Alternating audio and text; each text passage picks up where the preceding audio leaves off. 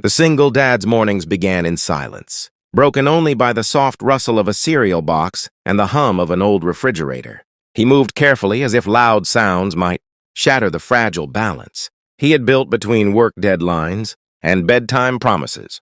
His life revolved around routines that kept him standing, waking before sunrise, preparing lunches with little notes tucked inside, tying shoelaces, while mentally rehearsing presentations he would never get credit for.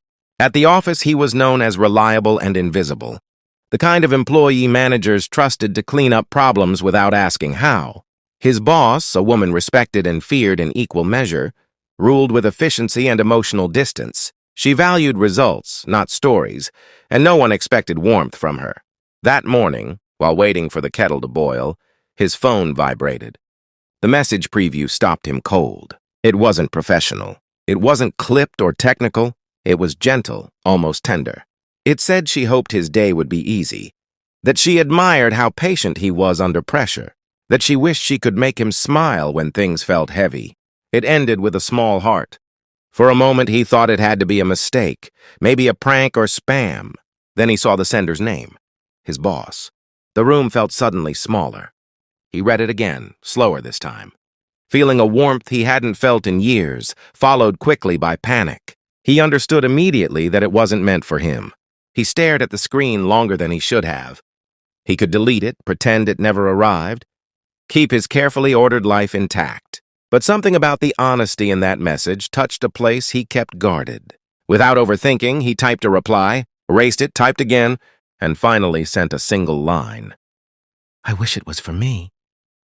Nothing more. No explanation, no apology, just truth. He set the phone down as if it might burn him and went back to being a father, pouring milk, tying jackets, smiling when he needed to. At work, the air felt different. He noticed his boss avoiding eye contact, then glancing at him as if measuring something unspoken. The day dragged on under a layer of tension. He focused on his tasks, helped a coworker fix an error that would have cost her a warning, stayed late to finish a report so another parent could leave early. Kindness was his default setting. Not because it was rewarded, but because it kept him human. By afternoon, another message arrived. This one was careful and formal. She apologized, explained it was sent in error, hoped he understood. He did. He replied kindly, wishing the intended person well, and returned to work. He thought that would be the end. He was wrong. Offices have their own weather systems, and gossip travels like a sudden storm. Someone noticed the brief exchange. Someone else filled in blanks with imagination. By the next day, whispers followed him down hallways. A senior manager, ambitious and threatened by quiet competence, seized the opportunity. Under the pretense of professionalism, an internal review was launched. He was placed on temporary leave, access revoked without explanation. No one defended him openly. Silence can be louder than accusation. At home, he held everything together for his child. He read stories with extra enthusiasm, cooked dinner with exaggerated cheer, tucked them in with promises that tomorrow would be better. Only after the lights were off did he let the fear settle in. His job was his safety net. Losing it meant everything unravels. He replayed the message, the reply, wondering if honesty had finally cost him too much. Days passed slowly. Emails went unanswered. Calls weren't returned. The investigation stretched on, feeding his anxiety. What he didn't know was that the message had also unsettled his boss. It forced her to see him not as a role, but as a person. She began reviewing records with fresh eyes. She noticed patterns she had ignored before. How often his name appeared quietly in problem resolutions. How frequently others took credit for work he supported. She followed threads that led to uncomfortable truths. The manager pushing hardest against him had a trail of misconduct, hidden behind charm and authority. The kindness that made him invisible now made him credible. When the review concluded, the truth surfaced. He was cleared completely. The betrayal was exposed. The manager was dismissed quietly, escorted out without ceremony. He was called into a meeting expecting formality, maybe an apology. Instead, his boss spoke plainly. She admitted she had underestimated him, that his response to an embarrassing situation had revealed more integrity than any performance metric. She offered him a new role with flexibility and influence. not as compensation but recognition. He accepted, not out of triumph but relief. He returned to work without fanfare. No announcement explained what had happened. Some co-workers nodded with new respect.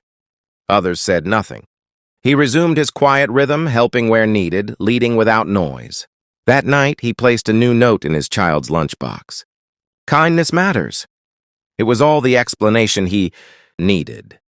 The weeks that followed reshaped the office in subtle ways. His new role didn't come with a corner office or applause, but it gave him something far more powerful: the ability to protect others the way he wished someone had protected him. He adjusted schedules for parents without making them beg, redistributed workloads so no one burned out in silence, and listened when people spoke, even if their voices shook. His leadership style was quiet, rooted in empathy rather than authority. Most didn't notice immediately. Kindness rarely announces itself. Then came the crisis. A sudden downturn threatened layoffs, and fear seeped into every conversation. Meetings grew tense, emails sharp. People guarded their own positions, expecting the worst. He watched the anxiety ripple outward, remembering what it felt like to sit at home waiting for answers that never came. Instead of retreating, he acted. He worked late nights, running numbers, finding alternatives others dismissed as unrealistic. He proposed a plan that prioritized the most vulnerable employees, junior staff, caregivers, those living paycheck to paycheck, by cutting unnecessary expenses and renegotiating contracts higher up the chain. It wasn't popular. It was humane. His boss hesitated, knowing the board would resist. But she trusted him now, not because of a message, but because of everything that followed. She backed the plan. After tense deliberations, the board agreed when the data proved compassion and sustainability were not opposites. Layoffs were minimized. Relief spread quietly through the office. Thank you notes appeared in his inbox, unsigned, sincere. He replied to each with simple gratitude and returned to work. At home, life felt lighter. His child laughed more, learned new words, misused them in ways that filled the apartment with joy.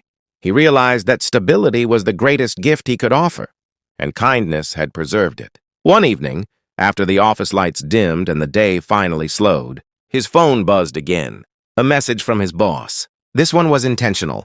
She thanked him for showing her that leadership didn't have to be hard to be strong, that empathy could exist in corporate walls without weakening them. He read it, smiled, and replied with a wish for a peaceful night. There was no romance, no dramatic confession. The story didn't need it. What mattered was the shift. A workplace softened by an accidental message and a brave, honest reply. He remained largely unseen, an unsung hero whose actions spoke quietly but carried weight. The whispers faded, replaced by respect that didn't need explanation. He continued to show up early, leave late when needed, and choose kindness even when it went unnoticed. The moral settled into the everyday moments. That kindness can expose betrayal without becoming bitter, that honesty can be brave without being loud, and that sometimes the smallest response changes the direction of many lives. His reply had been simple, almost risky, but it reminded everyone involved that beneath titles and power, structures were people capable of growth. In a world quick to punish vulnerability, his story stood as proof that compassion, even when accidental, can become a force for justice. He never told his child the full story. He didn't need to. He just kept writing small notes, packing lunches, and living by an unspoken rule: do good quietly and let it echo where it's needed most.